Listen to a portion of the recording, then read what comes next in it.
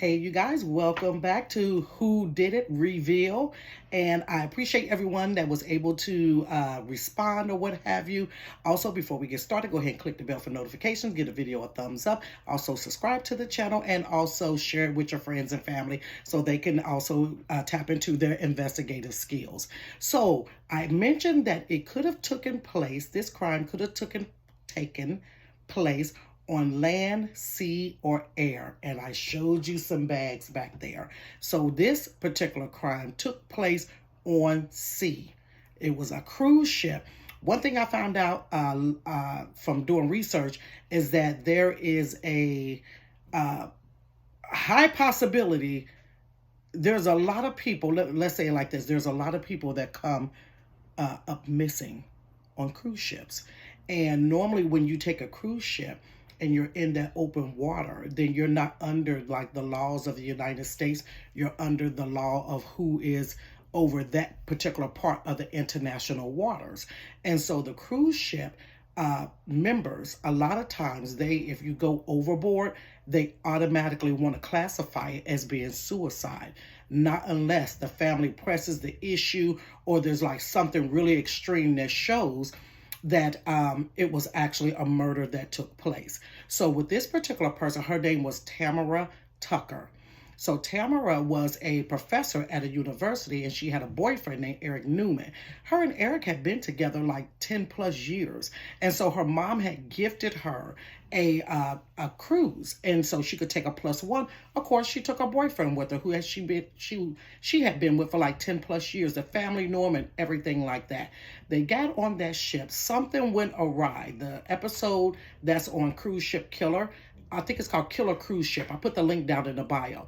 Did not tell what those two had, what led up to him actually killing her. So she went from the 14th floor deck, not deck, but 14th floor where she was. And it is law that the ships build their rails up to 42 inches, which is about waist high.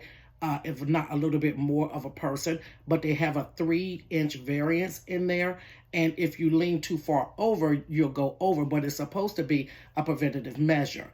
But because these two had consumed 21 drinks in 4 hours, then she was at the point where you cannot walk, where you're grabbing hold of stuff, you're falling over by the time they did her blood alcohol level. So that is why they tried to say that she just accidentally fell. But the laceration around her neck showed that someone had strangled her. So her boyfriend went back home, went to the funeral. Of course, he was the one that created the Facebook page, and everyone were giving their condolences, and you know how they come around for your birthday and, type messages and things like that. He was spearheading the Facebook page, unbeknownst to her family, that he had killed her. So they did some research on Eric Neumann. Side pause there. I don't know why people don't do research on somebody regardless. Like, if I'm dating somebody, I'm running your name through. I'm sorry. Run mine through, and I'm running your name through as well.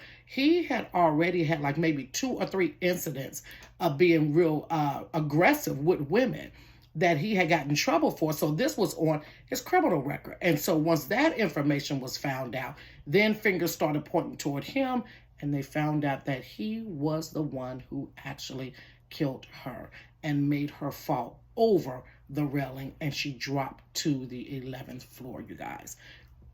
So I'll put the link down in the bio if you want to check that out. I will also be back once again. I think I'm going to do a story time today.